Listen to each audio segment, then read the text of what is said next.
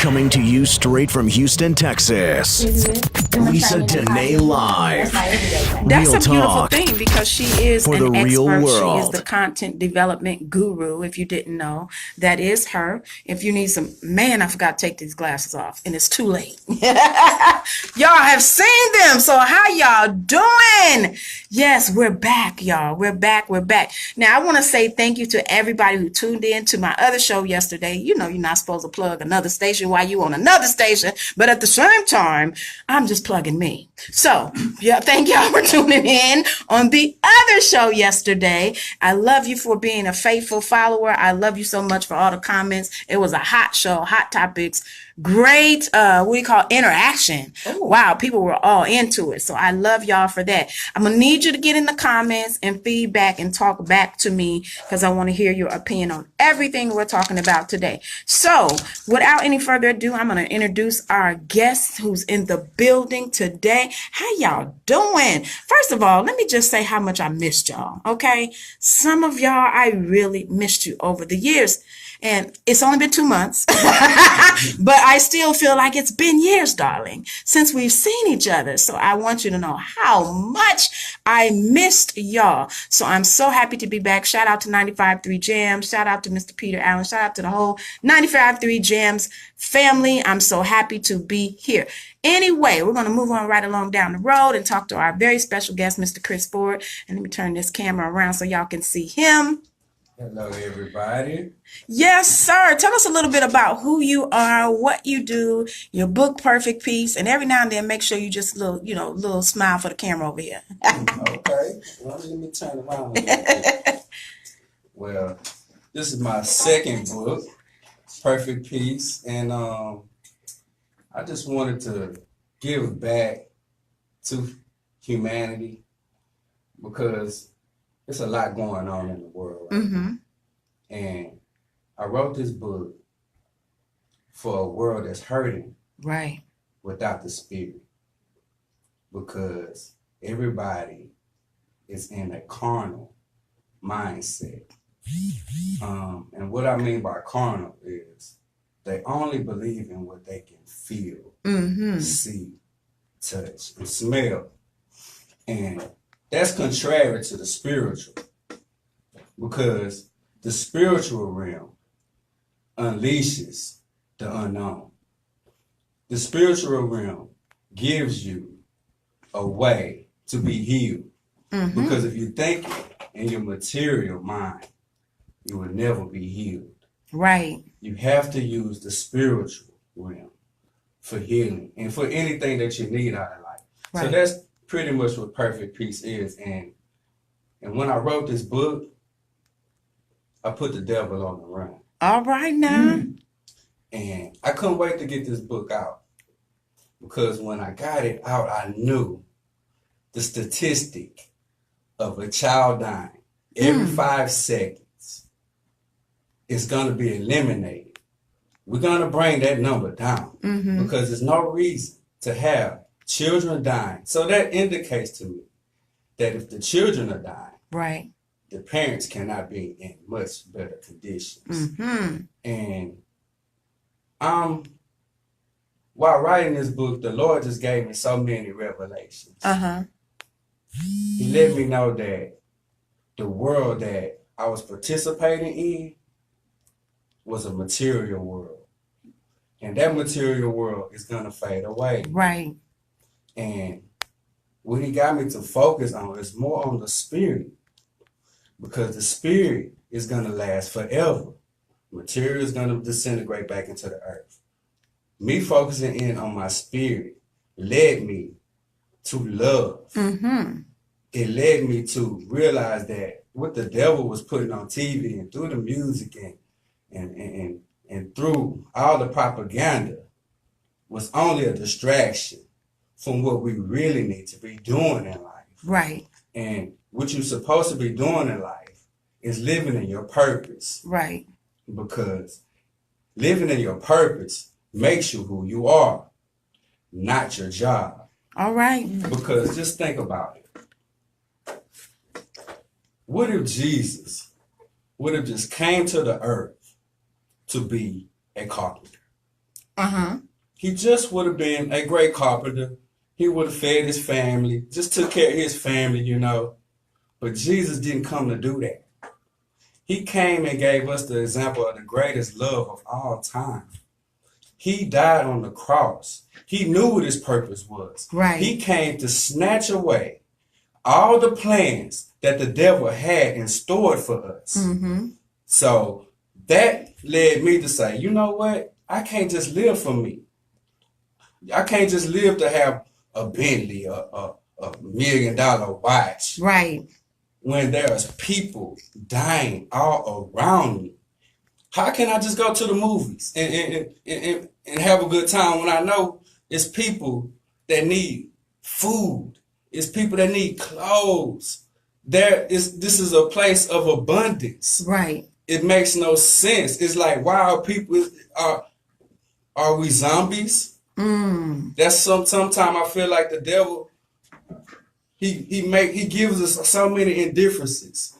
Oh well, I'm good, so he must not be doing what he's supposed to be doing.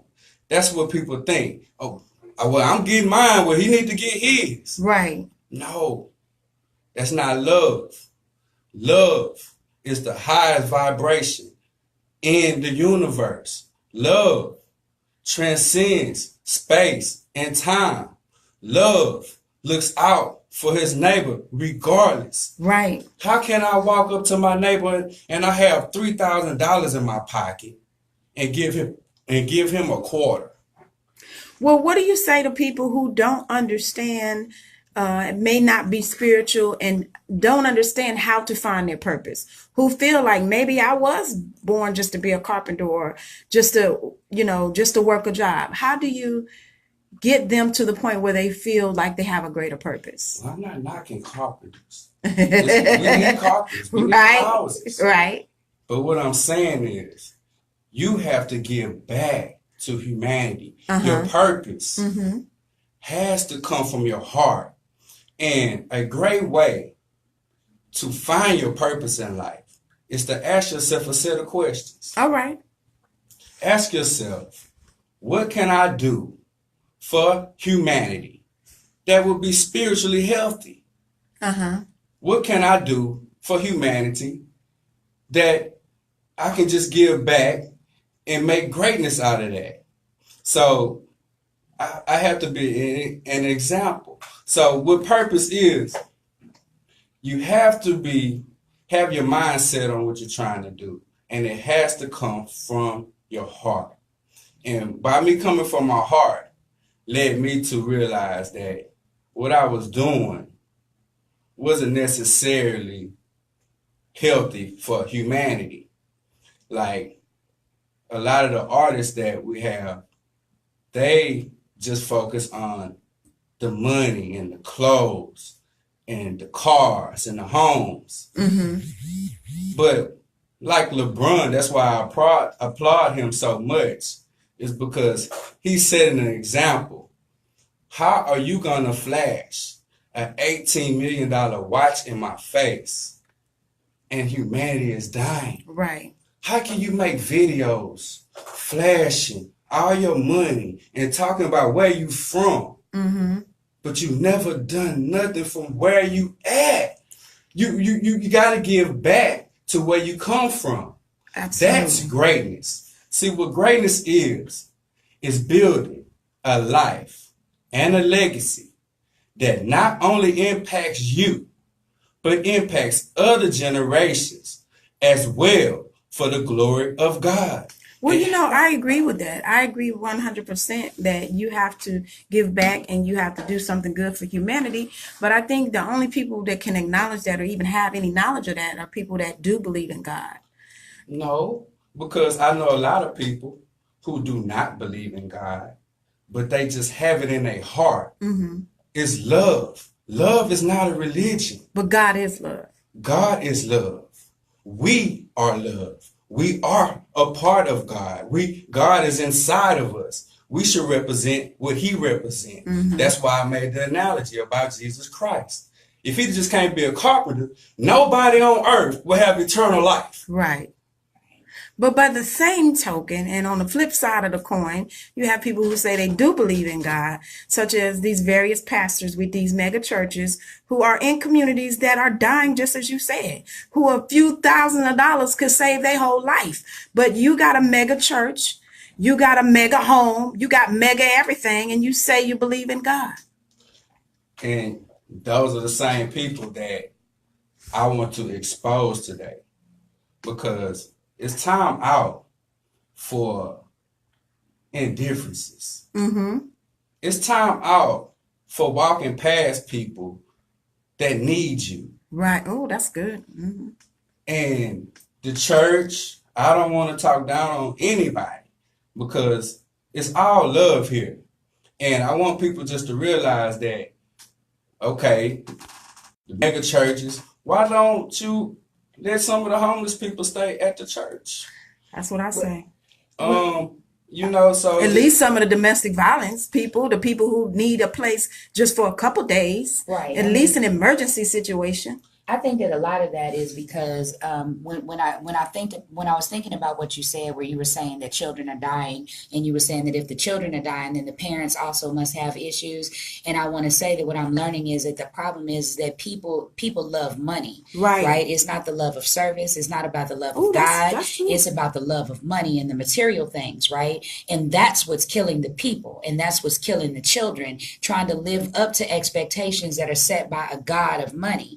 So when we talk about service and having service and love in your heart, I think that it's very difficult for a lot of parents because they don't know love. Right. First of all, they may not know truly that God is love, right? But then the other part of it is that they don't know even carnal love. When I talk about how do I love my brother, right? How do I love my sister? A lot of parents think that loving their kid means buying them Jordans, and it has nothing to do with that. So that brings me to a quick question I'd really like to ask you. I was reading, and this leads me into controlling your mind, right? So how do we get out into the community and teach people how to readdress their mindset of love being money and the monetary things that I can do, but love being the gift of service? How do we retrain our minds for that?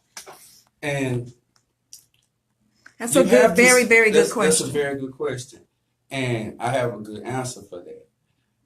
First of all, a lot of people have to enrich their minds. You have to be careful what comes through your mouth, what you hear, and what you see, because it affects every cell in your body. A lot of people wondering why they're not happy. It's because of what you're putting inside of your mind. That's true. And I had to remove myself from the world to write this book because I was getting so many revelations from the Lord. And I used to wake up at 3 o'clock in the morning just write because he was talking to me. That's how powerful this book is. I wanted my audience not to be without anything. This book exposes the enemy for the liar that he is. When you read this book, it's like you put on a new set of lenses. All right. And I call those lenses faith goggles because you'll be able to go through anything. You'll be able to see your enemy before he comes. And I talk about a lot of diseases in here. And I talk about different religions. There's 48 different titles in this book. And each one of them give you something different motivation to uplift you. And that's what I mean about living in your purpose. I don't claim living my job as my occupation. I am an author and a humanitarian because I give back to humanity. And I cannot walk over my neighbor and he needs me. Right. And I feel that if we get more and more people aware of what's going on in the world, that's why it's called consciousness. You wake up, it's like an aha moment. Right. You be like, wow, what I was doing before didn't make any sense. And that's why people like me, you, and everybody in this room need to bring awareness to people and let them know it's not all about religion.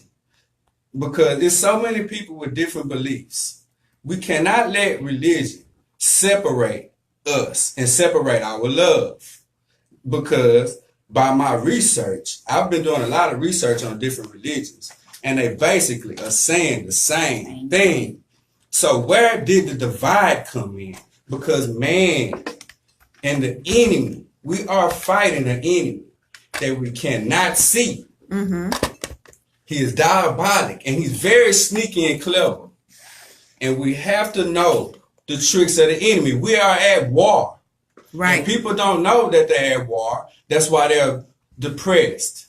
That's why a lot of people committed suicide. I have so many things in here talking about your brain and how to use your brain and how to use your heart.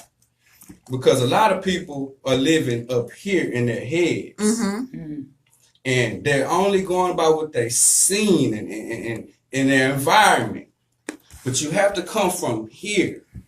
You have to come from your heart when you want to be who you really want to be in life. Well, let's talk about that because, you know, as a African American male, a lot of times males are not encouraged to follow their heart. They're encouraged to follow their head, and they're encouraged to operate in only one emotion, and that's anger. If a black man show any other type of emotion, usually he pay for it. One way or another. There's only two emotions really in the world, ever. And that's fear and love. So it's something that he's fearing. It's something that he's trying to mask. And a lot of people that are doing things that we say are crazy and contrary is because they don't have a purpose. They don't have a sense of meaning because they have been trained to be robots because of the system that we're living in. The system that we're living in, everyone that I've talked to can tell you that something's wrong. Right.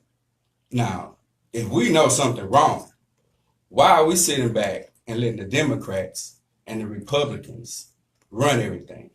I think I can tell you the answer for that. I think a lot of people spend a lot of time trying not to expose themselves, right? So when you talk about living in love and when you talk about living in fear, when you live in love, you are living your life outwardly so that you know that what you're doing is good and you know that your heart is pure and you know that you plan to help people. But so many people that live in fear, the problem is they don't want to be exposed. Like they're living their lives in such a way where they're giving you the impression that they're helping. I'm getting up, I'm working every day, I'm getting this bread, I'm taking care of my family. But the fear is that I will expose to you that I don't really come from a place of love. I really come from a place of lack. And so, and with that, and you think about that when you find people who won't be accountable for this, or they play the blame game all the time, that is operating in fear. But the reason why they're operating in that fear is at its root is that they don't want to be exposed for not knowing their purpose, not knowing their place. That's why we are here. You can change your life around in a heartbeat. And we cannot blame someone for not knowing.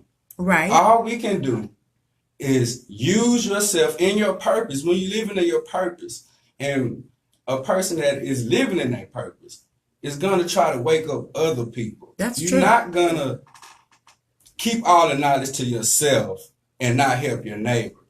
And a lot of people just don't know this because by me selling books and being an author, I learned a lot and I talked to a lot of people. And by me talking to a lot of people, it helped me understand that so many people are just caught up in their jobs and they don't have time even for themselves, less known to read a book. And that's not how life was supposed to be. And once people realize that you are the creator of your own reality, what you say is what you're gonna get in life. What you believe in your heart, that is who you are going to be in life. Right. No, you have no one to blame. And once you start realizing that you are your own enemy, you will start to realize that, hey, I got to do better. It's not the white man, it's me. And no, don't get me wrong.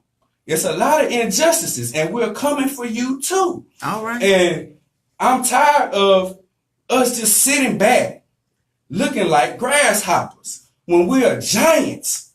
Stop thinking that the system cannot be changed. All right. That's right.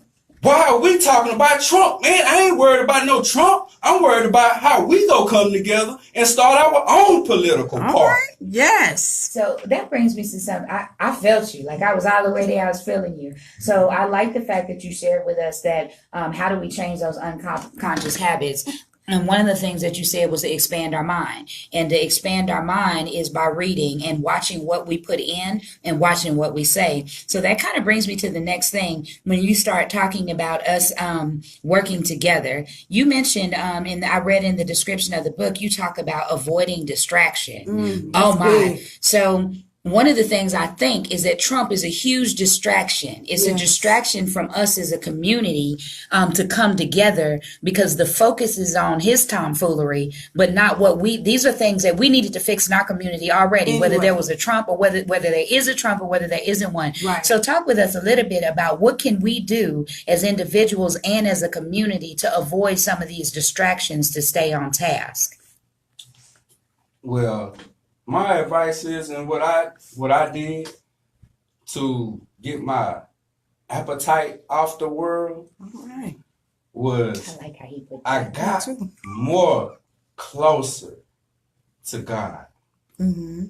And I stopped watching a lot of TV, and I stopped listening to a whole lot of the music that I was listening to. And I just started to fill my spirit up with knowledge. See, it's all about what you put into your body. You only can serve two masters. Either you're going to be in the world or you're going to be supernatural. And I live in the supernatural realm because the natural realm is defeated. All right. And in the supernatural realm, I can do all things. Philippians 4:13. And when she said about your mind, you have to renew your mind. And what I mean by renew your mind, you have to leave your old mind behind and pick up a new one. That's why the Lord gave us the gift of imagination. When you use your imagination, you can do miracles. It's what you think in your mind. It's what you believe. It's That's a true vision. now. That's true. Right. So you can move mountains with your mind. That's true. And that's what you have to do. You can't stay in the world and try to be in the supernatural realm. And let me break it down to what the supernatural realm is, because a lot of people might not know what I'm talking about. They might be thinking I'm talking about Superman or something. Right. Break it down for them. I'm going to break it down. The supernatural realm defies all logic. It does not add up. The supernatural realm is where Jesus and God reside. They don't live in carnal thinking. All right. They don't live in defeated thinking. So when you pray, don't ask, claim it, decree it. See, a lot of people stop believing because they are praying and praying, Lord, please, Lord, please, Lord, please. No, Lord, thank you for healing me. Lord, thank you for giving me that house already that I want. Don't ask, because by you asking, it's already indicating that you don't have it. Mm-hmm. And faith is the substance of things hoped for All right. That's and right. the evidence of things not seen. So you have to call out things that be not as if though they were. See, it's like the laws, natural laws. God have laws. And you have to speak God's language Right. to get his results. And that's why I have to stay in the supernatural realm, because without it, I cannot get healing. Right. Because money can't do what the supernatural realm can do. That's right. Because, for instance, a patient goes to the doctor for a routine checkup, and the doctor say, "Man, I found a lump, and just take these pills, and these the best pills money can buy, and but it ain't nothing else we could do for you, though. This just gonna ease the pain." So in this case, you had the best doctors, you had the best medicines, but you still had a disease. Now you need healing. And you only get healing from supernatural realm. You only get healing from Jesus Christ's stripes. You only get healing from belief. Right. You have to believe that you are already healed. You have to already imagine yourself healed. Well, Because that's already claiming victory. Right. You see, in the word, you have authority. There's no reason for you to feel inferior or defeated. That's why I want all of us to come together. One body. I don't care what religion you are. All right. Buddhists, Hindus, Christians, all over the world. Because y'all have injustices as well. Y'all have social inequalities as well. We all come together as one unit under God. Because that's what religion was meant to be. It was meant to bring all of us together to serve God as one body. Right. It wasn't meant for you to compete over here. Well, I see some on the wall over here. That indicates that this is Christianity. This is where Christianity got it from. And it wasn't meant for that. It was meant for us to come together to love God. Right. Stop trying to compete. See, that's a distraction from the devil. Right. That's a distraction. Oh, well, he black. Oh, he white. So what? That is ignorance. Right. We all work together under one body, and we can topple the evil systems of this devil. right. That's the problem, is that we don't All right. recognize Yes. or identify that we are connected. All of us. We are all connected, in period, whether you look at it from a perspective of us being connected under God, but when I talk about our substance, our root, like who we are as people, we are all connected to this universe, and we Right. are all therefore connected to one another. So that's the hard part, is to get to people to really understand that. I'm gonna ask you another quick question, if you don't mind. So we were talking about scripture, and I know that when you have to get away from people and you have to isolate yourself to do your writing, what scripture do you believe you focused on the most when you were preparing for writing and in the midst of writing this powerful, perfect piece? Perfect peace. On your way to greatness. My favorite scripture that I just meditated on is that I can do all things through Christ. who Right. strengthens Yes. me. Mm-hmm. Philippians 4:13. And by me just repeating it over and over, because I knew I was going to be under attack by the devil by putting a book like this out. Right. Because this book is going to wake up so many people. And I already have. Churches are buying this book. All right. Amen. And it's waking so many people up to maybe something the pastor maybe haven't told you, or maybe have. Because I got this information from the Lord himself. And I didn't use a Bible exactly when I wrote the book. But when I went back and when I went back through to edit the book, I saw scriptures all over the place. Right. That was my confirmation. Because the scripture was just in you. It was just Yeah. in me. And that's what God tells us. If somebody takes your Bible away, the word should already be right here Right. in your heart. Right. And if you don't have it right here, there is a slimy lizard out there, snake, that want to snatch Jesus Christ out of you, because he know that Jesus Christ is the way, Right. the truth, and the light. And that's what the enemy does. He bombards you with so many distractions. Jesus is the most assassinated figure of all time. Mm-hmm. You don't hear nobody down talking Buddha. But you always hear somebody comparing Christ to somebody or something. I'm going to tell you one thing. There is nothing like the blood of the Lamb. And you want to say, man, how you know that it ain't such thing as no Jesus? How you going to tell somebody what they feel? That's why I don't knock anyone's religion. Because how I'm going to tell you don't feel booty? Right. How I'm going to tell you don't have a headache? I can't tell you that. Right. All I can do is love you. Right. Love is the only truth. Right. That's just love. If we love each other, we can start our own. We don't have to go along and with the world. Me personally, I have left the world, and I want a whole lot of people to come with me. Where are we going though? Where we going is we taking over our own lives again. Right. Everybody is going to live in their gifts and talents. They're not going to be forced to work jobs they don't want to work. All right, now everybody is going to be able to live in their purpose. Yes. That's why it's so much crime, murder, depression, because everybody is forced to be something that they are not. That's very true. Right. That is so real. If you're just tuning in, we are speaking with author Christopher Ford with his new book, Perfect Peace. And as you can see, he is very passionate about it. Yes, so I need amazing. you to let everybody know how they can get their hands on a copy of this book.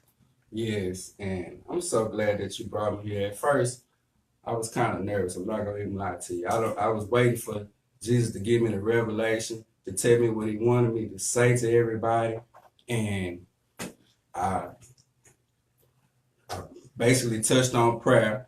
I wanted everybody to know that you can be whatever you want to be. Just imagine it and believe it. Like, for instance, you want a house. You want the mansion, okay, in Shadow Creek. Okay, don't wait till you start getting the money for it. Right now, start already imagining yourself in the house, in the mansion. That's already. right now. Like you walking around in the house, because you're going to start treating your house like it's that mansion. Right. And That's that's going to smart. start showing your belief in what God is going to do. See, you have to keep your faith working out in the field. Don't keep your faith out in the field. Don't bring it in already. You keep it out there until what you need manifests. Right. It's not going to happen overnight. Sometimes what you need, sometimes what you want is not what you need. That's the whole purpose of this life. It's not to get the Bentley. It's not to get the mansion. It's to enrich your spirit. It's to get your spirit ready to dwell with God. Right. It's not about the material, because we run a race and we're running for a crown that will last forever. Not a material crown. We're running for a crown of eternal life. Right. So this book will definitely help people with identifying that. So share with us exactly where can we go? Where can we go to pick up the book, and where can we go to follow all this wonderful information that you've been sharing with us? Because I like the idea of sharing love. So Right. how can we find you? Well, you can find me. The book is on Amazon.com, and the name of it is Perfect Peace on Your Way to Greatness, a mind and spiritual awakening book. And it's only $12.95. I make my books very cheap because I want everybody to be able to get it. Right. I want everybody to be able to afford it. It's not about money for me. It's not about fame. When you come to this earth and when you wake up, you start to see that this world needs help. And we cannot be a part of it and conform to this world. You have to separate yourself from this world. That's true. Yes, you do. And it's not about money.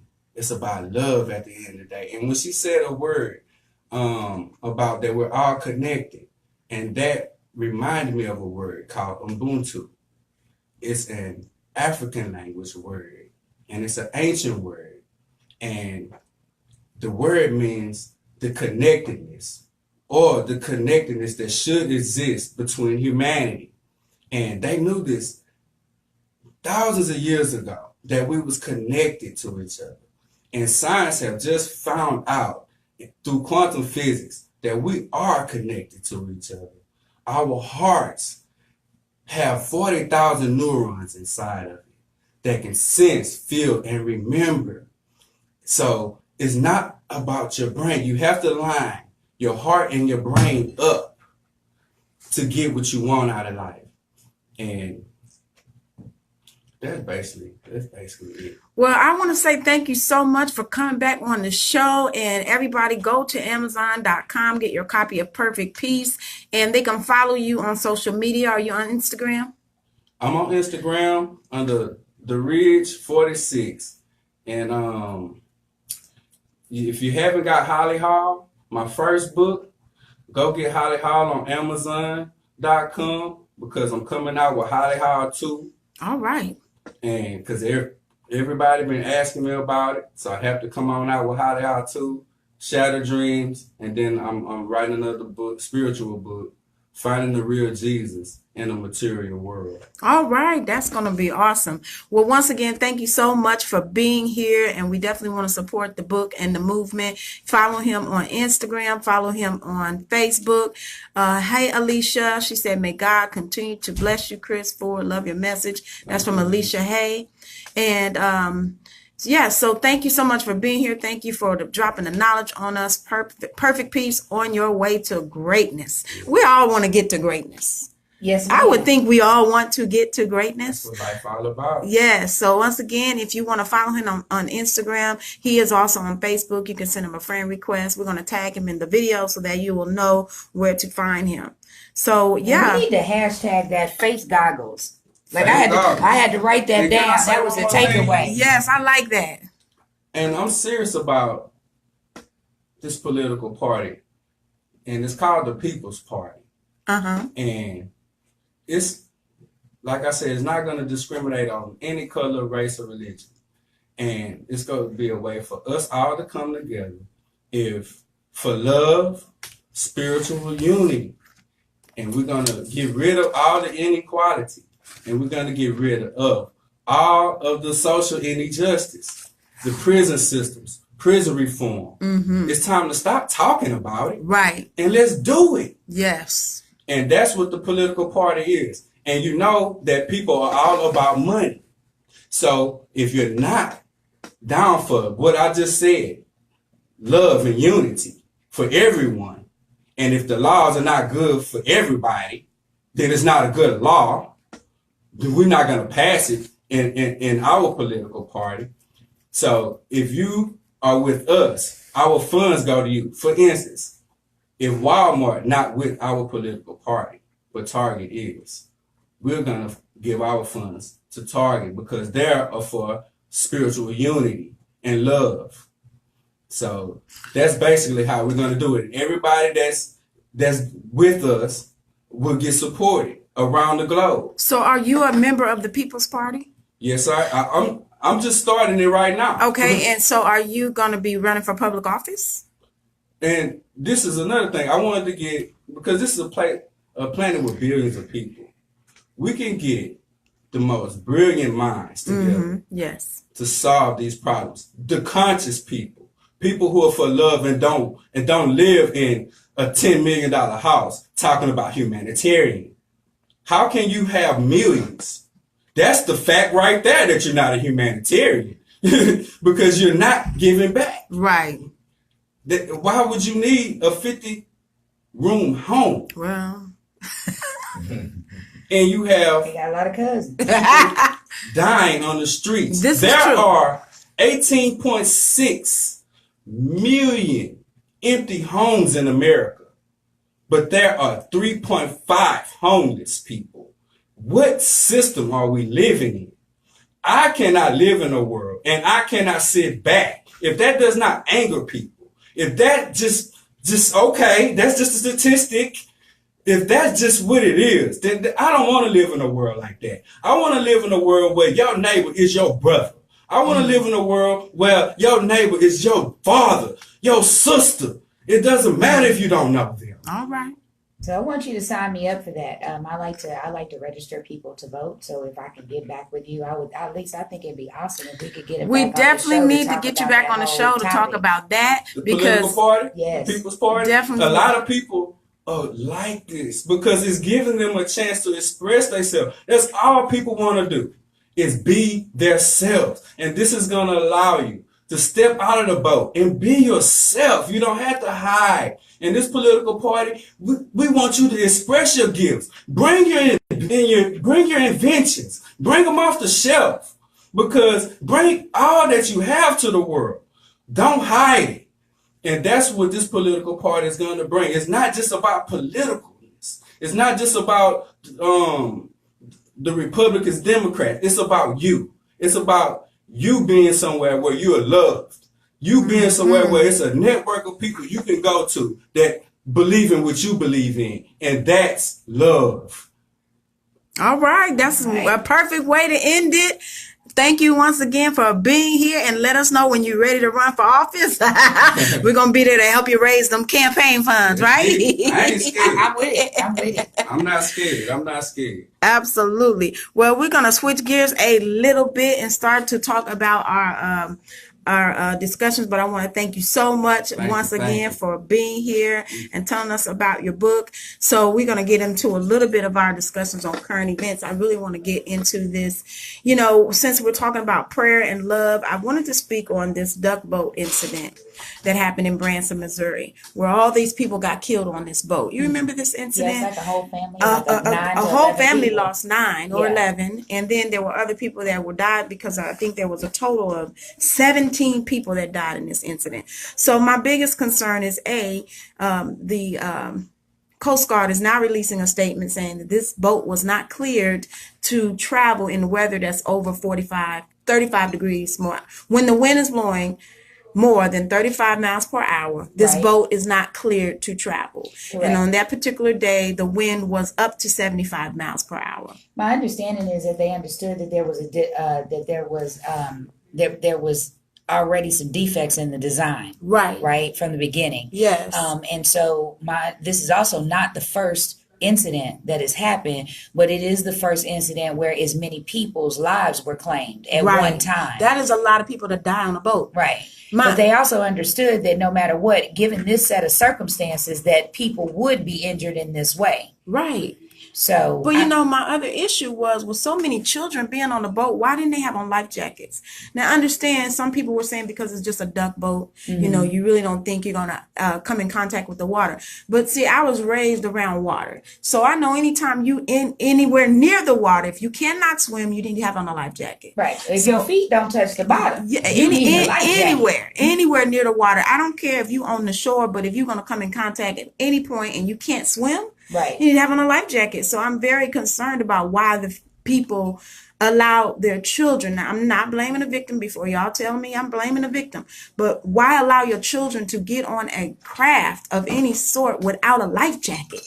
Even if it's, we trust. Like, you ever notice that we trust the wrong things? Like we will sit and trust the wrong things with our family. That's true. So first of all, we on a duck boat. I need you to understand. I'm putting on everything. The life jacket. I'm putting on some holy water, some holy oil, all of that before I put my family in the boat. But I also think that that's what we do. We go out in situations to have fun or do whatever, and we trust the people. I don't know whether we're really trusting in our faith or if we're just based on what we're talking about, we believe in man in that way. So you put your whole family on a boat and you trusted that they were going to deliver the service, but clearly there was some things that weren't disclosed. That makes sense? Or maybe some questions there were some weren't things asked. that weren't disclosed. But if you don't know how to swim, and if your children, that's the reason why when we faced Hurricane Harvey last year, and before, when I was in a situation where the water was getting to our door and was getting high, I was like, it's time to go, because I got 2 kids that can't swim. One with special needs. So I'm not going to try to swim with him. I can swim very well, but they cannot. So definitely getting on a boat, I'm finna put 2 life jackets on the one with special needs and some life pants. They ain't even invented them yet. But I'm going to come up with my version of some life pants and a jacket and a life hat. I'm putting on floaties on everything. because, and so it just bothered me. Now this family is suing the company for $100 million, and they're going to win because the boat wasn't cleared. It wasn't clear for that type of weather. So clearly they're going to win. But my concern is for people who are doing this. I don't care if it's a 1 hour cruise. I don't care if it's a fishing boat. If you can't swim, put on a life jacket. Message. That is what they're for. And also black people learn how to doggone swim. Okay, so I know y'all say it's because of slavery or whatever y'all say why we don't like water. But see, I'm different from y'all. I love water, and I learned how to swim at a very young age. And I think if you're an adult and you don't know how to swim, you're cheating yourself. You're missing out on life. You're missing out. Learn how to swim, people. Now, in that type of weather, it's still not going to help you because even though I'm a good swimmer, when that wind started kicking up, I would have put on a life jacket. I still would have did it because the wind and the waves together is something you cannot fight. Well, water renews you. They need to understand that. So I just tell you, you got to spend some time in some water. You might as well learn how to swim. But one of the things about water is it renews you. It renews your mind. It can renew your heart. You know, think about how you feel when you sit in the tub and you get some time to yourself and you just soak. Like, we come from water. So how can you not like water? So go out there and go learn how to swim, y'all. Water pulls the stress out of you. Yeah, it does. And that's the reason why you feel how you do when you get baptized. It's a spiritual experience, but it feels just so good. Yes. When you go down and come back up. But I still just want to encourage parents, definitely parents, because there's been a lot of drownings here in Houston also, people who have pools and you don't have the lock on your pool. I'm just so fascinated and still just shocked that people don't take water seriously. Right. Water is nothing to play with. You cannot go out there in water and not have on a life jacket if you can't swim. And I want to encourage people, even if you can't swim, if the weather is bad, put on a life jacket. And so, it's a sad situation that happened to this family. I feel really bad about it, but I really wish that we would get a little bit more educated when it comes to things like that. I mean, because I just can't even understand how the company would allow them to go on the boat without one. Well, it's about money. We talked about that. They'll allow them to go onto it because at the end of the day, they're banking on the fact that no accidents will happen, right? So they're making enough money to do whatever it is that they need to do. But in their mind, they are literally saying, okay, well, the chances of this happening are slim. Right? So we're going to bank that it won't happen, and then we'll pay out when it does. I know that sounds bad, but I mean, realistically, that's what insurance is all about, right? So when you look at it from that perspective, we have to be the ones to make those kind of decisions for our families, right? Which is why you're saying, number one, if you're going to take your family to go do something and it involves water and people don't know how to swim, first, potentially, maybe teach them how to swim. Second thing that you need to do is have on a life jacket. Third thing you need to do is you really need to ask people questions. And I'm going to tell people, when y'all are going out to go do these kind of family excursions and stuff, go look at the reviews. Go look at what people are saying their experience was on that particular thing, because a lot of times it's hidden. It's there. Like, you can't remove a bad review, but it's there. You just got to go do some digging and find out and see what people are saying. And then ask some people, like, what was your experience? How did this go? You know, I know that I'm a little bit weird because I even go look up the plane. Like, if I'm getting on it, like when they had that new 777, I was like, man, what does this plane do? I'm looking it up, right? But that's just me. That's how I get down. But tell people, just be out there. Make sure you protecting your family the best way you can by finding out everything. Yeah, because anything can happen. Anything can definitely happen. You have to be prepared for those types of things. Now, I do want to switch gears because we started a little late, so I want to make sure I get this topic in before time gets away from us. So you all know that I am notorious for talking about the church. Not that I don't love the church, is that I was raised in the church, okay? And so I know the church. There ain't nothing you can tell me about church that I don't already know, haven't already seen, and haven't already experienced. So with that being said, this group of pastors that was invited to the White House, the white trash house is what I call it now. But anyway, they was invited to the White House and sat at the table with y'all's president, Mr. Trump. I need to say about these pastors, because a lot of y'all are out here defending your pastor. Now, let me just understand this, because with his track record, with the things that he said about black people, women, other minorities, Mexicans, and how they're all ignorant and they're rapists, and how he talked about how he treats women. Y'all already know what he said. Everything that he does, how he gets on Twitter and just talk about people like he has no sense whatsoever. And the way he operates, the programs that he wants to get rid of. He want to get rid of food stamps because he wants to give people a food box. Because of course you've never been without, so you don't know what it feels like. So when you are now I can't speak for the white pastors that were there. I think it was a couple of them. But to me, how dare you as a black person? And I know y'all want to hide behind Jesus, and I know you want to hide behind the Bible, but when Jesus went in the temple and found them doing wrong, he turned over the tables. He caused a controversy. So if you're in a position where you get a seat at the table, your obligation is to speak for the people who will never get a seat at the table. So for me, I don't care if they told me you're not going to be allowed to speak. This is just a photo op. I would have shook my head. Oh, okay, great. I understand. But as soon as them cameras turned on, baby, I would have caught a case because I'm turning over the tables. I'm going to speak for my people. I'm going to speak for the people who you say are barbarians, who are illiterate and ignorant. And I'm going to show you just how ignorant I can get. Because if you give me a seat at the table, I'm going to speak for my people who don't never get a seat and never will. Instead of sitting up there taking photos with this man and being closed mouthed. And now you want to say because, we have to keep the peace. No. Well, you don't have to keep the peace. The peace has already left the building. Right. You can't keep something that's not there. The peace is gone. The peace been gone for a long time. And to sit up there and kiss his ass also, praise God, I'm not on Gospel Radio Nation today. Hey, y'all know every now and then I forget my words. But anyway, to sit up there and kiss his butt, as y'all say, I got to get used to using these new words. Okay. This clean language.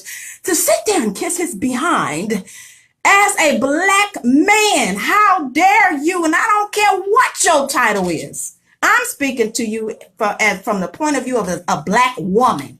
You could not come back to my house as my husband. And you done sat up there in his face and ain't spoke out for me and mine. I'm going to have a problem with you. And see, that's why I couldn't be no first lady, because if you don't walk that walk the way I know you need to walk that walk, baby, I'm leaving the church and I'll be the first lady. Bye. And I'm going to tell all the members, come with me if you know what's up. My concern was that it was for photo ops, right? So I will say this. One thing that I do agree is it doesn't matter if you're a pastor, a member of the church. I do agree that we should pray for our leaders. I really do, in any circumstance, no matter who those leaders are. And I say that because a lot of times leaders need prayer because they are being attacked the most. But pray right? for the leaders. But he's Right. not a leader, even though he's in a leadership position. Right. But I still feel like they should pray for his direction, even though I know that doesn't mean he's going to go in the right direction. My concern is the photo opportunity and understanding that he is the master of deception in a lot of ways. So you want to do a photo op that shows that black pastors are behind him, but they're really, in my opinion, the ones that I know are not. So like when you say, if this is an opportunity, then this opportunity should not show me smiling. This That's opportunity should show me like throwing up a black fist or something. You know what I'm saying? Gonna Like show me in handcuffs, baby. whatever it is that I'm supposed to do when I'm looking at that optic, I don't want that optic to be one of unity, because it is not. We're not united on a lot of these facts, right?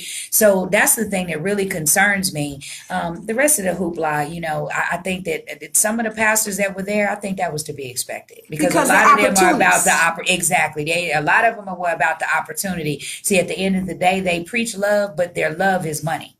Yeah, that's why Their God is money. It's time to stop supporting people that don't support us. That's right. Even if they're pastors, you have to hold them responsible for everything. If they're saying one thing and doing another. That's right. A Christian is known by the fruit they display. You can't say you're an apple tree and you produce oranges. You can't say you're That's right. I like that. You can't say you're a Christian and you steal money. Right. You can't say you're a Christian and you have yachts and homes and 5-6 different $1 million houses. and you talking about humanitarian. And you yet asking broke people for money. Right, and your constituency at your church, you got homeless people living right in the Right area there. where your church at. Right there. But you got a $5 million home and a helipad and 2 helicopters. That's why Come we on have now. to hold everyone Yes. responsible for what they do now. Why support somebody that don't support you? We can't. We've done it for so long because that's still that slave mentality of just going along to get along. But some of y'all, especially, and I have to talk about the Christians because, I'm sorry if I offend y'all because I am a Christian. So I feel like I can say this. You're not going to catch no Muslims up in there. I'm sorry. They're not going. They not going. Not no black Muslims. They not going. And if they go, they turning over the table. But Christians that say they want to be like Jesus, you think Jesus would have sat there and not said anything? I don't believe so. Not based on the Bible that I read. I don't believe it. You can't make me believe it. Because Jesus took every opportunity to teach what was wrong and what was right. And you're not going to sit up in the face of somebody who's constantly wrong and not say nothing and just smile for the camera. But you want to be like Jesus. That's what my problem is. Do you really? Do you really want to be like Jesus? And what Jesus is that? Because not the one that I read about. I don't believe, you can't make me believe he would have done it. And I know for a fact, people say, well, Martin Luther King have met with presidents, but I don't see nowhere in anything that he did where he would have sat there and not said nothing. Well, that's right. Because there's always a way to say something. Right. Well, he did meet with presidents, but at the same time, those were always teachable moments. Exactly. He took his message, and his mission with him everywhere that he went. And so you could even look at some of the photo ops that he had with some of the people who he was not in agreement with, and you could literally see the tension in the picture, right? Because you could tell that the conversation that they had, it was so passionate and it was so intense, right? But again, like you said, I think that what bothered me more was that the whole thing turned out to be more about these pastors that went to go meet with Trump, not what the accomplishment was. What was the impact of those pastors meeting with Trump? Nothing. What happened? Like, what message did you take to this man? All I really got was a photo op and some more negative energy. And I really don't care about that. Apparently, the topic was prison reform. So for me, if I'm going to talk about prison reform, I'm going to end up in there. I'm going to end up in there because I'm finna cause a problem. So I will be the best one because I'm going to end up in handcuffs by the end of that meeting. And we're going to really talk about prison reform. I think there's a reason why you didn't see Farrakhan at the table. He never will get an invite. He will never get an invite. And if he get an invite, he ain't going. Right. He ain't going because he's not going to sit up there and be a witness to that type of shenanigans without saying. And y'all know he wouldn't. You know he going to say how he feel and he will suffer whatever consequences come with it. Do you really think that the topic was really, here's just thinking of it from a different perspective. Like, was the topic really prison reform or was that debate? That was the bait. Okay. And I'm sure that was the bait to get them there. But again, if we keep it all the way real, he have never tried to do anything about prison reform. And as if most of you know, the only president ever who's ever been president, who ever visited a federal prison was Barack Obama. There's never been another president to go to a federal prison. But you regulate federal prisons. But you've never been to one. Steady building. You never visited one. That's money. You don't know what's going on inside of them. Prison is big business. It's business, and he's all about and that. anybody that's supporting prisons, we don't support you. That's right. That's the way it needs to start being. We stop turning a blind eye, saying, well, I just like his product. Well, he is responsible for your people being locked up in prison longer than what they're supposed to be, because that's why they're giving longer sentences, because of money. It's a money maker. It's That's all right. about money. They're using our people as slaves inside the penitentiary. It's just another way of slavery. And so is the church. Some of these churches is another way of slavery, because you telling mind, me yes. it's a mental slavery. Because like you said, you sitting up here in a $10 million home, but you yet asking me for an offering. You should be able to cover it all. Well, offering I'm just saying, wait a minute now. Offering is a free will gift That's the definition of offering. So if I feel like I want to bring it, if I feel in my heart, my free will to give an offering unto God, which is my reasonable service, you don't need to request that of me. That's between me and God. And if the church need to build something and church got a building fund, and you in a $10 million home, baby, you got it. You got it. Sell half of that. Downsize. Sell Yes. please. What do other business owners do? Since y'all want to say, well, remember, church is a business. What do other business owners do? They have to pocket a lot of the expenses, don't they? Yeah. Don't entrepreneurs, when they can't build a new office, what they got to do? They got to go in their personal finance. Oh, yeah. But y'all, some of y'all pastors got a lot of personal finance and got the nerve to say, do you want to give a love gift? No, sir. You need to be sending me a love gift. I haven't made it to your tax bracket.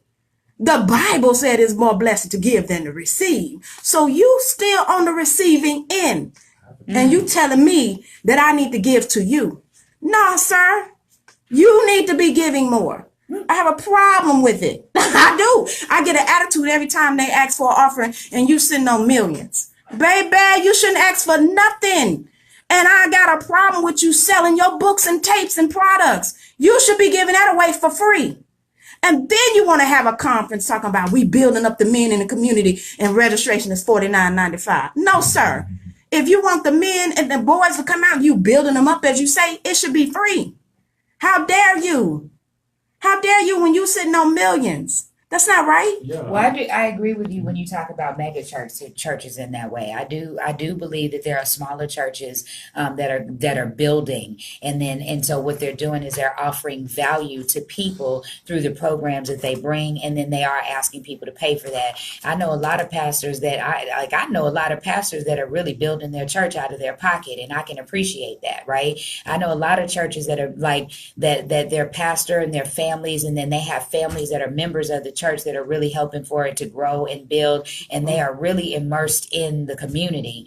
But what I will say to you is those that have mega churches and you don't, like, the only time you see your pastor is on Sunday. Like, he don't make no phone calls. And then he got to get in his jet to go to his next church. Exactly. So shade. I'm throwing shade. I'm telling y'all right now, it's all shade. But I don't agree with that because, like I said, when we were talking, like in general, if you have homeless people that are in your community where your church is, you have people who can't eat. You got people who are unemployed. You have people who really legitimately need. You got people that need prayer. They need an interceder. But my thing is, the only people that you helping is when they come to your church, and then you only help people when you go and you look at the books and find out how much they've tithe. I have a problem with that. I got a real problem with that. And you know, I'm going to switch gears because I'm going to get off this topic because I don't want to offend nobody. But I have to say this before I do. And I know y'all going to be mad at me. I know you are, so I'm going to go and get prepared for it. But let me just say this. Houston is a big city. It truly is. But it's too many doggone churches here. It's too many doggone. Some of y'all little churches got 3 members. Shut that down and go join somebody, help somebody else. If we all serving the same God, why we all got to have our own church? She said 3 members. Come on now. And y'all know it. You got 3 members in them, and that's your wife and your kids. And you got your cousins and aunties and all them. And why? Why, when we can all work together, if we all serving the same God, why is 15 churches on one street? On one street. And we all say we serving the same God. And everybody begging their members because we got to pay these bills. Well, why don't you all come together? Yeah. Instead of you got 15 members right here, you got 10 members, you might have 250. But these little bitty church, I don't understand the point if we all serving the same God. People just like they pastors. Because everybody want to be the boss. People just like they different pastors. And, you know, this world would be a very lawless place without church. So I build as many churches as you want because prayer has been proven. But you can pray at home too.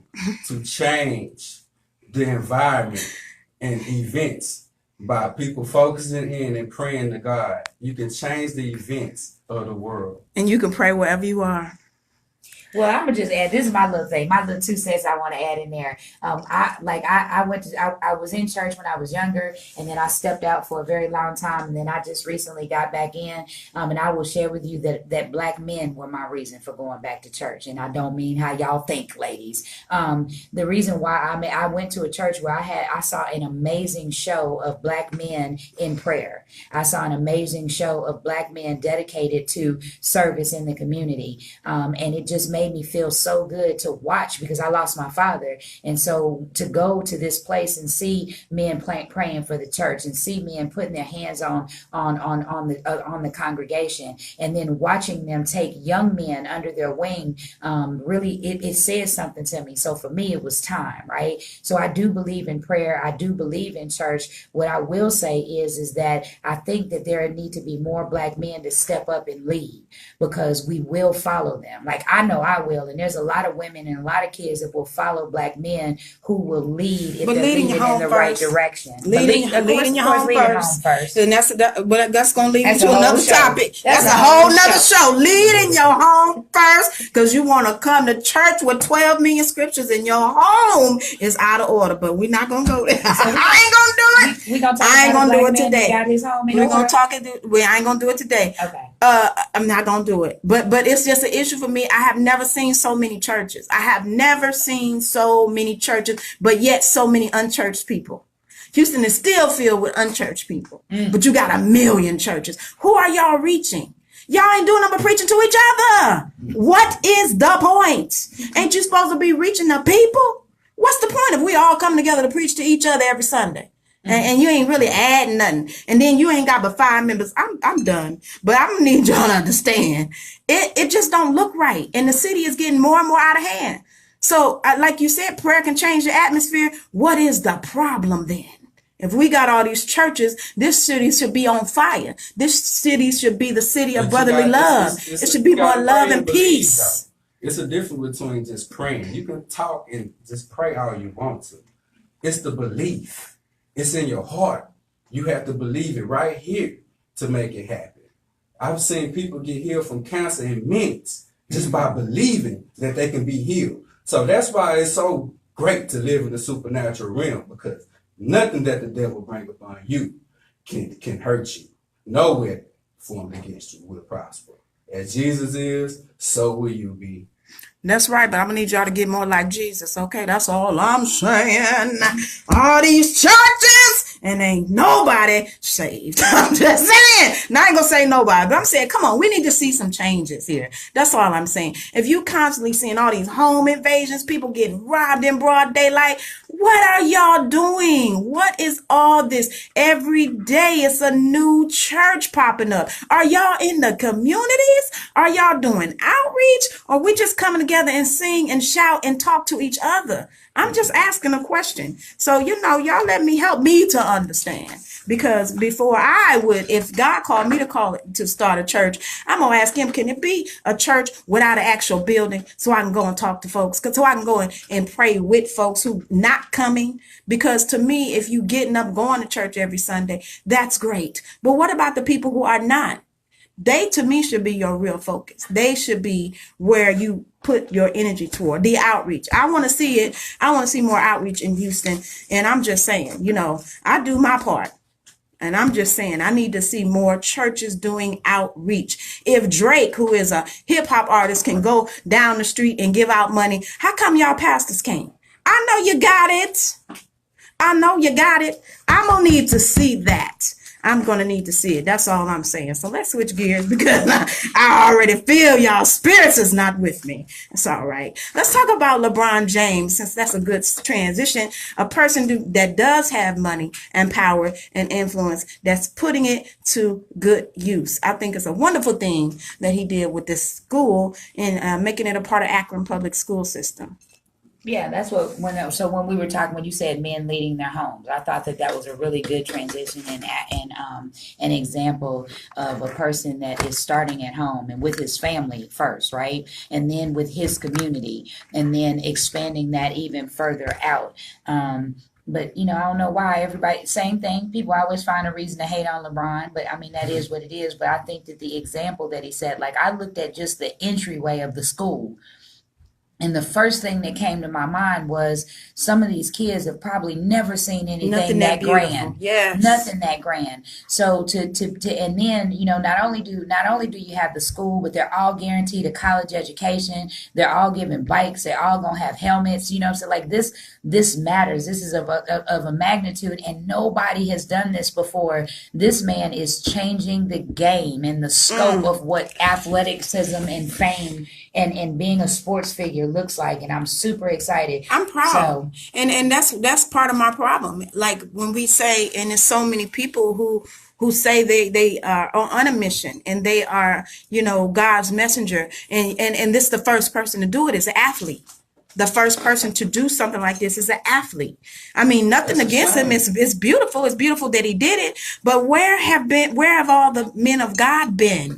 Now, it's some churches that do have schools, but this is my point. If we was to pool our resources and some of these pastors work together instead of everybody having all these separate ministries, something grand could have been like that in every city by now. Right. Something grand that's free tuition, free breakfast, lunch, and they even serve the children dinner. Right. They even have a food bank on site because they know that some of these parents are struggling to feed their kids even with getting food stamps. They even have, like you said, free tuition. The school is free. They have a guaranteed college education at Akron University of Akron. And they also have free uniforms. Right. So any parent know, as soon as school getting ready to start, you start counting your money. Oh, boy. It's stressful. It's stressful. So, I mean, why is it that we had to see, now, big ups to LeBron, but I'm still saying we all should be taking a little bit more of account of what we're doing. Just like Chris said, what are you here for? What is your purpose? If you can walk past and see these situations and not do anything about it, you might be part of the problem. Right. Because we should feel uneasy when we see people struggling. We shouldn't feel like, well, hey, get it how you live. That's what I'm doing. We should feel some sense of responsibility and accountability, especially those who say they are godly. Right. Because you can't make me believe that you're godly and you don't care about people who barely feeding their children and work every day. Well, that's when you operating in love, right? So when you operate in love, you understand what it is to be hungry, right? So if you understand what it is to be hungry, you can empathize with another who is hungry, right? At this point, you know that the solution is to feed them. Right, those that operate in fear, they might know what it's like, but they're hiding it. Like, again, that's about the exposure issue, right? Some people don't want to even admit that they've been hungry. Some people don't want to admit that they've had to get food stamps, right? So if you can't even admit that that was your situation, how you gonna help somebody else out there because it's too close to you, because you embarrassed about it? Me, I'm gonna tell you right now, I done been through all of it, and I'm still here to help, but I've also grown from a lot of those situations.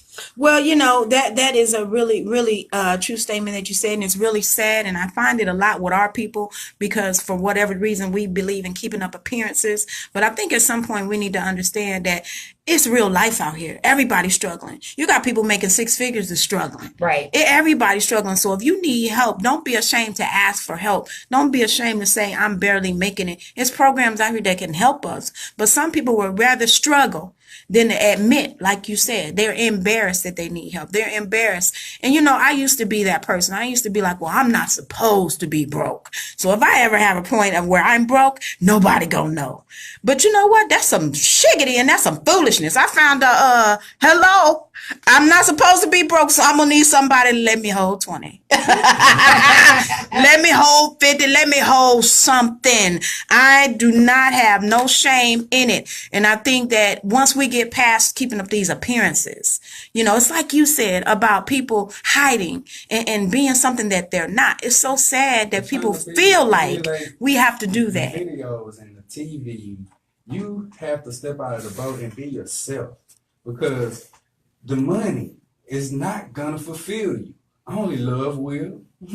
There's nothing around it. Love, like I said before, is the only truth. And a lot of people find that out. Once they get the house, once they get the car, once they get everything that they ever wanted, they look back and see that this ain't what it really makes me happy. Yes. What makes you happy is the spiritual. You got to let the Lord fill your spirit up. Right. Then you already will feel rich. I'm already rich.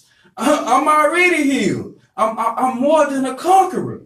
And when you already know that, you conquer life. And that's why this book is called Perfect Peace, because that's what you need in your life on your way to greatness. That's right. And that's the only way you will stop worrying about keeping up appearances. Because when you have that peace, you don't really worry about how people perceive you, how people see you. You just more focus on what you're doing. Right. But You and I had a conversation about that. We talked about people desiring immediate gratification, right? In order for you have to immediately gratify people based on what it is that what their physiological needs are, like what it is they believe that they need, right?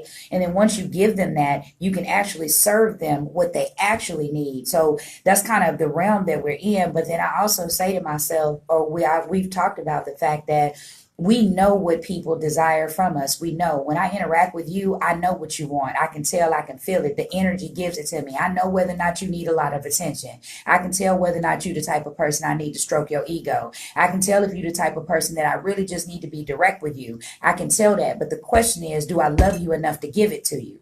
As people, do we love you enough to give you what you need from us to be great? And the reason why I say that is because I like the idea that LeBron left this legacy in Akron and then went to LA. Right. So the thing is that he didn't have to do that, but he knew what his city needed. Right. He understood the need and he gave it out of love. And then he still went to go do what he had to do to create more, right? Because he's going to get more money. You're going to see this man he's going to do more helping. Right. But that is filling, like Chris is saying, he's filling this thing in himself because he understands that the great part of love is serving others. Like that's really what it's about. Right. And I mean, we're on a deep topic, so I hate to switch gears, but we do have a time limit. So I do need to get to my questions of the day because I let people know if you answer the question of the day, we're going to talk about it on the show. So we're going to start talking about my questions of the day from this week. Now, some of them is a little on the shallow end, but just bear with us. Everything ain't always got to be deep. So anyway, so the first question of the day was, could you date someone who is addicted to social media? Now, I had a lot of interesting answers to that. What is your answer, Tiffany? Nope. That was just an easy. Yeah, I'm not gonna be able to do it. I know it's gonna sound kind of weird, but my thought process is that so social media is a tool, right? And too many people use social media so that they don't have to engage with people on a personal level. So you're right, it is a shallow end, but I desire deeper relationships. And so if you're addicted to social media, to me, it tells me that there is no depth. Right. And if you can't take this offline and commune with me in person offline, I'm good. Like if I'm sitting here trying to have a conversation with you and you all in your phone, or we at dinner and you all in your phone. And you got to post everything. Yeah, then we ain't gonna be able to do that, bro. Yeah, that's a problem. I'm gonna do it. I will agree. What say you, Chris? I say no as well, because I'm just like her. You know, when you go out on a date, you don't want people posting every single thing. Oh, let me post my food. Let me post this. Let me post my drink, how it look. When we out on a date, it's supposed to be an intimate moment between me and you, not the whole world. Right, exactly. And that's the reason why I pose the question, because I don't think people realize that you can get into something so much it could become an addiction. Right. When you can't put it down, that's an addiction. That's a problem. When you go through withdrawals, like when you find yourself rocking, oh, I gotta post this. I gotta post this. You can't enjoy a concert because you got your phone like this. Mm-hmm. I mean, you can't put the phone down. That is an addiction. And so that's the whole purpose. Now, let me read some of these answers. Miriam Agonu says, that's a good question. We're all addicted to something. For me, it depends on the level of their addiction. Okay, that's her opinion. It feels on the level of their addiction. Katie King, Lord knows she wrote a us a book. Hey, Katie King. She Hey, says, Katie. how do you define addicted to social media? Personally, I think that most people are addicted to social media. As a society, we've lost our ability to socially connect on a basic human level. And I'm going to let that be the summary because that's true. That's true. Of Yes. course, you wrote a whole lot, but that's true. Gregory DeBose says a resounding hell no. Way to go, Gregory. Melvina says no. So on the, most people say no, but I think that the whole point is, are you addicted? And I think that's what I wanted people to try to think about. Are you addicted? Now, the next question was, do you believe once a cheater, always a cheater? What do you think, Tiffany? Oh, you had to come to me first. Okay. Yeah. So, I'm just giving my authentic answer, what really came to my mind first. I believe people have patterns. So the answer is yes. If you cheated once, you will cheat again. And it also depends on whether or not, if I move that boundary for you, and if I say that this is acceptable behavior and I will allow you to stay in it with me, what stops you from doing it again? So I do believe once a cheater, always a cheater, but maybe that even might be in your mind. Do I believe that if you love a person enough, you could not cheat? Yes, that's possible, but I believe in patterns. So if you did it once, I believe you could do it again, and I'm just gonna move around. Deuces. All right. What do you say, Chris? I say that once a cheater, not always a cheater, because there's always a way to change. You have to always have faith that a person can change. You have to always have faith that things not gonna always be the same. So if a person renews their mind for Christ, and really renews it, no, they're not gonna cheat because they know how much pain it will bring on to the next person that they're with, and you will feel that pain. Right. Well, my answer to that is no. I don't believe once a cheater, always a cheater. I think that sometimes people are in relationships that they really just don't want to be in. And that's why they cheat, because they don't have the, ability to just get out. So they find fulfillment in other people or places or whatever. Now I'm going to read some comments. Lisa Middleton says, no, I'm not a cheater anymore. It was a maturity issue. Madeline Kirksky says, I believe people can change, but it's a personal decision.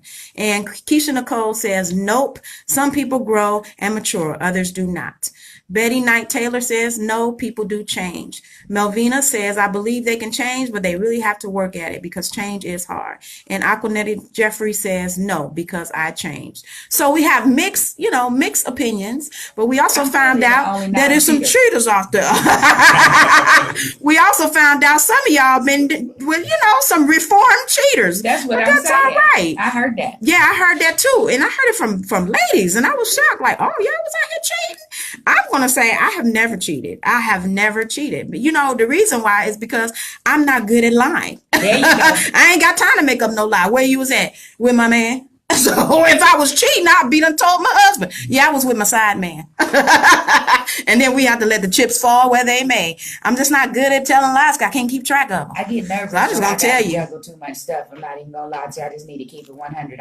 Yes. I don't have the attention span to entertain To multiple juggle? people. Me either. I ain't gonna be able to do Because if I mess around and call you Tommy or Luis or whoever, and that ain't your name, Yeah. you're gonna have a problem with it. And I'll be like, oh, my bad. I was with him the other day. I think some of mine is that I'm really a loyal person. So I kind of feel like I'm one of those people that when I'm in a situation or in a relationship with a person, I'm gonna give it 100. Because when it's time for me to let it go, I don't like to argue. Like, I don't like to be one of those. It ain't got to be a big blow up when we stop talking. Like my dad used to say, you ain't got to leave mad, but you got to go. So I'm one of those people that I put it all into the relationship. So when it's over, it's over. There was no need to cheat, like, because you already knew because I disengaged, right? And plus, I feel like I believe in free will. Yeah. I believe in free will. So I have been cheated on, and they soon found out, okay, bye-bye. There's no second chance with me. You had a free will. You had a set of choices. You made the wrong choice. So now I'm making a choice to end it with you. So that I never got to find out once a cheater, always a cheater. Because when it was once with me, it's okay. It's a wrap. Mm-hmm. Okay. They can reform, I'm going to be here today and go tomorrow. Reform for the next one. Yeah. Because I'm no longer interested. Yes. So the next question was really a good one. I got a lot of responses on this one. The question is, would you allow your friend to constantly flirt with your mates? Now, a lot of people was like, what? A friend wouldn't do that. But let's keep it real. You ain't never seen it? What do you say, Tiffany? So, you know, you and I had this discussion, and I think that we kind of went in a different direction on how we felt about it. So, I feel like there are some friends or some people in general that are just naturally flirtatious. So, for me, it kind of really just depended on the level of flirting. So, if you know, if it's simple and it's playful, because everybody know I got a dirty mind, I'll turn everything into a dirty joke. That's just how I am, right? So, if it's something that's playful and it's playful banter, and I trust my friends and I trust my man, I am not tripping about that. Now we talked about graduating that. Like I think in the messages it says something about like if that person is sitting on your man lap. Girl, don't get cut. Right. That's taking it too far, right? Right. But I'm just saying, if it's just banter, right? That's a little different. But when we talking about being hands on, rubbing on them, and sitting in his lap, Well, I'm talking just mainly verbal. I'm talking mainly verbal flirting. Okay, so yeah, if it's verbal flirting, I mean, I don't know. I think I'm secure enough in myself and the friends that I choose that if that's what's happening, and I'm secure enough in the man that I would choose that it's banter and that's okay. I'm not tripping because you can turn anything into something that can have overtones, right? It's just joking around and playing. It's flirting. It's a little bit different if that conversation turns to we gonna go to the motel. Okay, it's not gonna turn in that in front of your face. What do you say, Chris? You don't trust your people. What do you say, Chris? Man, you can have all the trust in the world, but I'm not gonna be letting any man flirt with my wife or my girlfriend. And he my friend. Right. That's not your friend. Your friends should know how to conduct themselves. That's why people will show you exactly who they are. If they flirting with each other, they like each other. Mm-hmm. Don't even play with it. Don't even play with it. See, Tiffany says no. I say I agree. I agree with you, and I agree with what most of the people said on the comments on Facebook. Here's my thing. It's a matter of respect. It is a matter of respect. I don't care if you're the most flirtatious in the world. If you my friend and you come around my man, your flirt sensor turns off.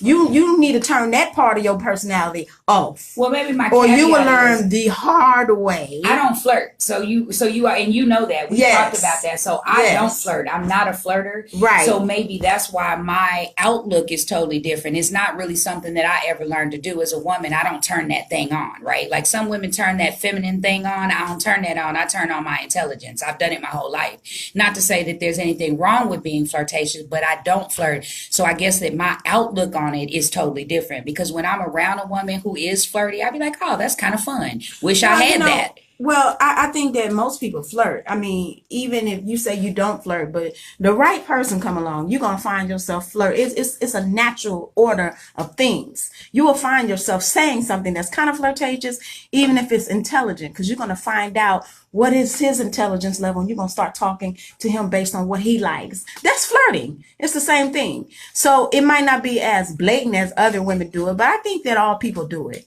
It's just we do it in different ways. My thing is this. I am a flirtatious person. I flirt with people because that's my way of connecting with people. And if it's somebody that's off limits, though, I'm not flirting with nobody man. Or I'm not flirting with nobody husband because that's a recipe for a disaster. And I know how I feel. Because if you flirt with my man, we're going to have a conversation over in the corner. And one of us is coming out. Ain't no guarantee that both of us coming out that corner. I'm just letting you know. Because to me, it's a matter of respect. It's a matter of respect. Now, I used to have a friend. They used to say to my husband, my second husband, all the time, my finest one. No offense to first husband number one, husband number three, but husband number two, baby. Yeah, you was fine. But anyway, getting back on track. My friend would say to him every time she come around, "What's up, big head?" And at first, I didn't catch it, cause he did have kind of a big head. And then he was real dark chocolate, and she was like, "What's up, Blackie?" And I still didn't catch it. So that's flirty? Girl, yes. Okay. First of all, it was too much eye contact and eyelash fluttering. Okay. "What's up, Blackie?" And looking up and down. First of all, I'm going to need you to say hi and keep it moving. You know the first thing a dude say when he trying to holler at you, "What's up, big head?" You never had a dude say that or text you or "What's up, big head?" Oh, that's them New Yorkers. That's them New Yorkers. Shout out to my men in New York. I put myself out there, but not big head. Well, you know, sometimes it's just a way of kind of breaking the ice. Sometimes it's a way of breaking the ice. But I've had a lot of people. I don't know where y'all been, but I've had a lot of people to say that, and that is a form of flirting. I mean, and at first I was cool with it because I didn't catch it. But every time you see him, so it got to be to me. Let me holler at you real right quick. Right. Well, you and I. First of all, his talked name about- ain't Blackie. I said, girl, I'm just playing with. Okay, but don't say that. Don't call him Blackie. Second of all, you doing too much helloing up in here.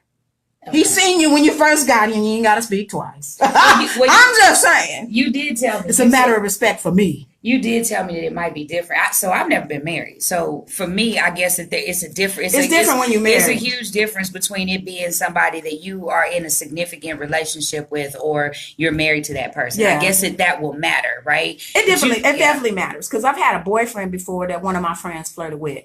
Because I guess I'm like you. I'm very secure in my relationships. If I'm in a relationship, I'm secure in it. Because mainly I know you can't level up. Okay. So do all the looking you can do. You can't do no better. But anyway, I be so secure. So I'm good. But it's the person that's doing the flirting that make me wonder, like, what you doing? You know, so I had a boyfriend that a particular friend of mine always flirted with. Every time he came around, hey, I ain't gonna say his name because both of them still connected to me. But I would say, she would say, hey, so how you doing? It's the way she was saying, and her voice would go all super high. I'm like, girl, use your regular voice when you're talking to my man. And then it was always, my birthday is next week. What he need to know for? Hey, you go find somebody that needs to know. He don't need to know when your birthday is. So for me, I care, but I didn't care like it was if it was my husband. I just kind of redirected her every time because it was a boyfriend. Okay. Now, had we ever crossed that line and he became my husband, she might have lost an eye. Wow. She might have suffered some bodily damage, because I'm gonna need you to not speak to my husband in that manner. He don't need to know when your birthday is. Okay, we ain't that best of friends. I'm just saying, for me, that's how I feel. Now, I'm gonna move on to the next question because we're kind of out of time. This question, nobody answered. And so I'm thinking maybe the question wasn't clear. So let me rephrase the question. Let me ask y'all something, because I believe this question is a yes or no answer. And I believe the answer is yes. So the question was, do you believe that every city or state has a particular spirit attached to it? Now I know that was a little deep for some folks, because they was like, what? What I'm saying is, when you go to a different city, the people look different and they act different. Do you feel like it's because it's a different spirit attached to that city? Or you don't think it's nothing spiritual? What do you think? It's the culture, environment. It's what they came up at and what they see. You know, can't nobody escape the environment. That's why you sometimes just can't get mad at people for what they do sometimes, because they're only trying to survive in their environment. So yeah, they just doing what they see other people doing. So it's just a culture. Culture. So how do we explain Atlanta? Well, I do believe that every city has some type of has some type of spirit attached to it, as far as like what you're saying. I do believe that the answer is yes, and I say that because when I worked for the company I worked for, I traveled to a lot of cities on a regular basis, and you could always tell the people. But then when you did a little bit more research, you could tell generationally that it's different because of how their families were, how their grandparents were, where they came. You could trace the roots back to where they came from, and a lot of that kind of dictated the spirit that they brought along with them. Like people in cities, they worship different, right? People in cities, they go out and congregate different, right? So like you can go to a club in Atlanta, people act totally different from when you go to the club in Houston. You can go to a club in Phoenix and people act different, right? So it really just kind of depends on where you are, but it does have its own spirit. And I do think that is attached to the culture, though. I think it's a part of culture, and I think that's why sometimes we miss it. We miss the fact. I believe there's a spiritual component to everything. Right. That's just my belief. But I believe sometimes we miss that point, because when you go to a certain city and you start acting like, I know, because when I moved to Houston, I've never been a pretentious person. I've never been a person that needed to hang with cliques. I hang with everybody. I've always been that way. But Houston kind of cliquish. And I started seeing myself being like that. And I was like, yeah, I'm finna shake this off me, because this ain't me. Right. That might be the spirit of this city, but I don't operate in cliques. I'm my own person. And I can deal with everybody. Just because you don't like this clique over here, that don't mean I'm not going to go to their event. I've never been like that.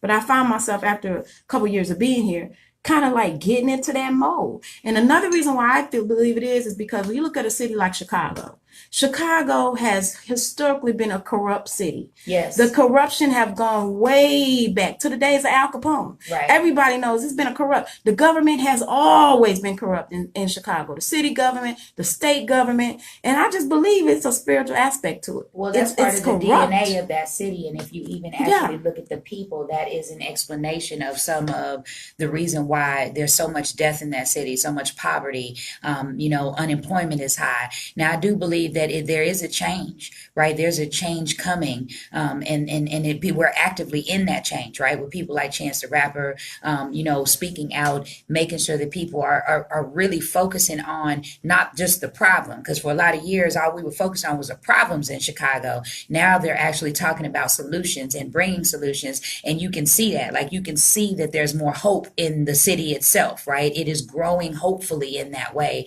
But you're right, there's definitely a spirit of corruption attached to that city. I mean, you could look at it from a perspective of people believe the same thing about Los Angeles. Yes, absolutely. And Las Vegas. Right. Yes, Lord. There's lots of spirits there. But let me say too about southern states and cities, because this is my first time living in the South, and I've never seen so many go along to get along people. And people keep telling me, remember you in the South. And I'm like, wow, why should that matter? Because at some point, we ain't slaves no more. You can speak up for yourself, but it's that same mentality that everybody still has, that they're afraid to go against the grain. They're afraid to stand up for what they believe in. You will find people on jobs that's being mistreated, but they won't stand up. I know because I've experienced it on a job where the Black people especially came to me, girl, don't say nothing about the supervisors, girl. They've been walking people out. They've been firing people. I said, so what? They ain't the first person to hire me. I'm sure they won't be the first one or the last one to fire me. I'm going to voice my concerns. And I was like, wow, is this a Houston thing? What is going on? Is this a Southern thing? And that's what made me lead to the question, is there a spirit? Okay, Linda says, Linda in Georgia. Hey, Linda, because she's in Georgia. She says, so true. Last visit to Detroit was ready to leave when I arrived. Yes, Lord, Detroit. But one thing I can say about them, everybody's hair is laid. You go to Detroit, ain't nobody having a bad hair day. Everybody hair in Detroit is laid. I don't know why, but they really do pay attention to their hair. Well, I'm telling you right now, if y'all. And everybody here in Houston ain't laid. I'm just saying. I didn't mean to interrupt you, but I have to say this about Houston.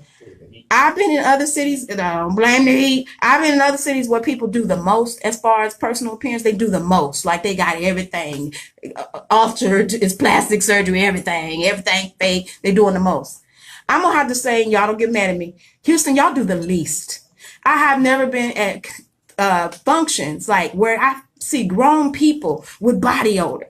That y'all not doing the most. Y'all need to do the most here. I mean, if you can't do basic hygiene, that's a problem for me for grown folks. Am I alone in that? That's a problem for me. You're not participating. Well, I'm not a Houstonian, so I'm going to speak on y'all's mess. Y'all are doing the least. Now, I'm not saying be like people in LA who do the most, but at least do something in the middle, because I do the most. If you ever catch me on a day and I got body odor, I'm going to need you to say something, because to me, that means I'm dying. Okay. That means I'm brain dead or something traumatic has happened to me. We actually had a whole hygiene discussion. I'm in a depression or something. They'd be like, well, what? Do you not smell yourself before you walk? Okay, here's the thing. I understand that as a woman, sometimes women don't want to do a lot of makeup and stuff like that. But if you go into an event, I need you, don't smell sour. Don't smell bad. Don't smell. I was at an event the other day and I was around grown men that I smelled body odor. I'm like, first of all, grown people shouldn't be musty. Yep. That's for little kids. If you're musty and you grown, unless you like in a mental ward, you don't have your full mental capacity. I'm not playing with you. I'm saying what I really experienced. I don't believe that's a and Southern I was getting thing. ready to go to my car. I just think that's a hygiene thing. I think it's you know what? I'm not saying it's a Southern thing, but I think what has happened is y'all done got used to doing the least. You put no effort into your appearance. You put no effort into what you present to the world, because sometimes I guess y'all feel like it's pretentious to put a whole lot of effort, but you are. You are representing your own self. You're your own best advertisement. You got to put some effort into what you do. You know what I'm saying? I agree. I have do never agree. seen so many men. Like when we went to Atlanta and we went to the club, the men was dressed and they smelled good. You go somewhere here, they got on gym shorts. Are you going to work out? Don't come in no gym shorts and I can still smell your sweat. Gym shorts, ball caps. What in the world? What is going on? I need to change the locations that you go to. I really do. And I mean, I'm just trying to say to myself. Yes, sometimes. Okay, because I was gonna say, because the places I go to, I mean, I'm saying. Well, I have depends. transitioned to where I see, the gentlemen. Because I was gonna say, because you and I went to a couple. All right, I go to the gentleman spots too, but I do have to speak to the ones even in the grocery store. Now I know maybe you can't from the gym, but you know what, keep a little extra thing of deodorant in your car. I have one. I got a whole hygiene kit in my car because some days you might need a little extra. So I'm just saying, it's no excuse if we in the line at the grocery store and I'm smelling body odor and you're a grown man. I don't care if you just came from the gym. You have to put some effort into it. It's all about respecting yourself. I think it's a lack of respect if you walking around here musty. This is a public service announcement. If you're walking around here musty and you're a full grown man, I'm sorry. Unless you're mentally ill, there's no excuse for it. I'm not playing with that. I'm so serious. Unless you're mentally ill. Unless you're mentally ill. And then I'm going to end the show on a positive note. I'm not going to end on this note because I'm going to end on a positive note. End it on a musty note. I'm not going to end it on a musty note. I'm going to end it on a positive note. But before I go to the positive note, I'm going to say this too for the men. Y'all need to stop having all these expectations of women and say, well, I'm going to need my woman to get her nails done. I'm going to need her nails and her toes to match when your whole big toe is black. You got hammer toes yourself. I'm just saying. And you looking like Ashley Larry. I'm so serious. Let me tell you, this is the only thing I'm saying, because I usually don't do petty, but you know how I feel about this. Like, I can't stand this. A lot of times, men want a woman to look like Buffy the Body, but they be looking like Faison Love. Yes! Like, why? Why? Like, I don't understand. Like, why we gotta have that? That's what I'm like saying. That? That's the only thing I'm giving. I'm not giving no more. I'm so right there on that page. You got all these expectations, and then you sitting up here, you can't even put no effort into getting the hairs on your face trimmed up. Your beard look like who did it and what for? And everybody don't need a beard. Well, okay, so I am. No, you have to keep that up. I'm gonna add and then you got this taco meat showing. What need you? If your chest hair don't look appealing, don't show it. I'm just saying. And you got all these expectations of women. And that's why these women, I don't know if you saw the documentary, the butt injections, where these women was dying from the butt injections and having to take the butt injections out, getting all these infections because they are trying to please men who ain't even putting in effort themselves. And so that was okay. That brings me to that. I will say that what I have found in the difference of women between North and South, right, is that women in the South would do anything to have a man, like even share him. Right. Yeah, we don't and do so that, and so my concern is that women think so little of themselves that they are willing to accept anything just to have a piece of a dude, right? Yes. And that is a larger, that's a whole show, right? Yes, it is. But I do feel like women should care more about themselves and know what their worth is, because then at that point, when you vibrate at that level, you bring those kind of men to you. Yes, you do, so Lord. when you bring those type of men to you, now you don't have to worry about that. Is he funky? Did he take care of himself? Does he know how to pay bills? Like, is he a family man? Is he a man of God? Like, you have to have all of those things for yourself first. And then when you vibrate in that way, you bring those people to you. So I say that because a lot of women might go to church, but they're not of the church. And so when you find these things, or you out here and you getting these things, it's because it's not rooted in what it should be, right? Yeah. So that's the only thing that I had to add about that, is I think that a lot of women don't care enough about themselves, and that they're willing to settle for anything. And that's not just men, Yes. that's anything. That's anything. Right. Settling is at an all-time high. I will agree with that. It takes a strong person, especially in this environment, to say, I will remain single until I find what's best for me. Man, ain't nothing because wrong with being everybody single. trying Get to know settle. yourself. Everybody wants to settle for less and settle just to have a piece. Like they used to say, a piece of a man is better than no man. I don't want a piece of nothing. I want the whole I pie. want the whole roll. Give me the whole roll. or keep it. But I want to leave on a positive note because I feel like I done hurt somebody's feelings. But it's just so important, people. You know, it's important. You have to care enough for yourself. And I know it's been very hot in Houston, and perhaps you weren't prepared for the heat. And maybe that's why this week I just happened to have some musty encounters. I don't know. But it just was like an eye opener to me. Like, grown people still be musty? Where do they do that at? Apparently Houston. I'm just saying. So anyway, we're going to leave on a positive note. If you are in the Houston and surrounding areas on September 22nd from 2 p.m. to 6 p.m., the One Hand Washes the Other network event, which is sponsored by, what is given by Cat TV, is a networking event that you should be interested in. It's going to be at NRG Park, NRG Center. Again, it's September 22nd. And tickets are only $15. You can go to MissCatTV.com. If you have a business, if you are trying to promote your brand, you need to be at this event. Again, it is called One Hand Washes the Other. And I think we need to do more networking. So with that being said, we're going to sign off and thank you all so very much for tuning in to Lisa Denae Live here on 95.3 Jams. And I want to see you again next Sunday at the same time between 3 and 5 p.m. And I will holler at y'all then. Bye.